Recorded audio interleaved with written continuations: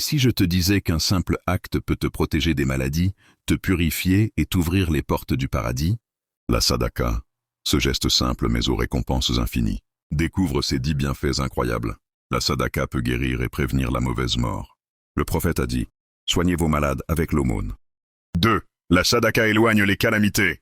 Le prophète a dit, faites des aumônes sans attendre. Elles se dressent face aux épreuves. 3. La sadaka est un investissement éternel. Allah le Très-Haut dit, ceux qui font la charité auront une récompense multipliée. Sourate 57, verset 18. 4. La sadaka expie nos péchés. Le prophète a dit, la charité éteint les péchés comme l'eau éteint le feu. 5. La sadaka ouvre une porte du paradis. Sourate 39, verset 73. Et ceux qui avec craint leur Seigneur seront conduits par groupes au paradis. Puis, quand ils y parviendront et que ces portes s'ouvriront, ces gardiens leur diront, salut à vous. Vous avez été bons, entrez donc pour y demeurer éternellement. 6. La sadaka nous offre de l'ombre le jour du jugement.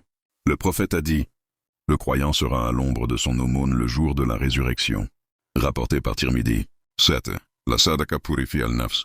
Allah le Très-Haut dit, vous n'atteindriez la vraie piété que si vous faites largesse de ce que vous chérissez.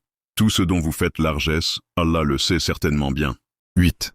La sadaka est une façon de voir nos doigts exaucés. Tout musulman peut demander à Allah d'accepter ses douas en vertu de ses bonnes actions, notamment en vertu de ses sadakas. En effet, dans le Sahih de Bukhari et Muslim, le prophète rapporte l'histoire de 3 personnes qui sont entrées dans une grotte, mais dont leur sortie a été bloquée par un rocher qui était tombé.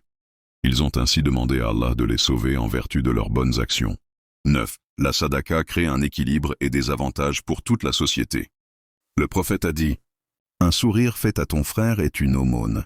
Ordonner le bien ou interdire le mal est une aumône. Orienter un homme ayant perdu son chemin est une aumône. Guider l'aveugle dans la rue est une aumône. Dégager du chemin ce qui nuit ou gêne est une aumône. Verser l'eau de ton seau dans le seau de ton frère est aussi une aumône. Rapporté par Tirmidhi. 10. La sadaka est un moyen de gagner des récompenses après la mort. Le prophète a dit, lorsqu'une personne meurt, ses œuvres cessent à l'exception de 3.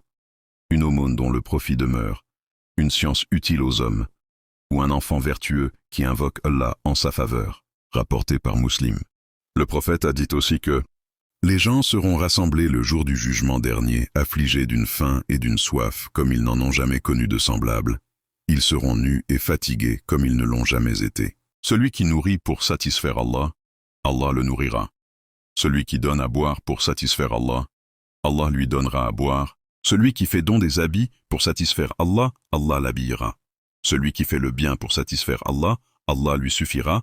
Enfin, celui qui a fait triompher la cause d'Allah, Allah l'épargnera de cette étape.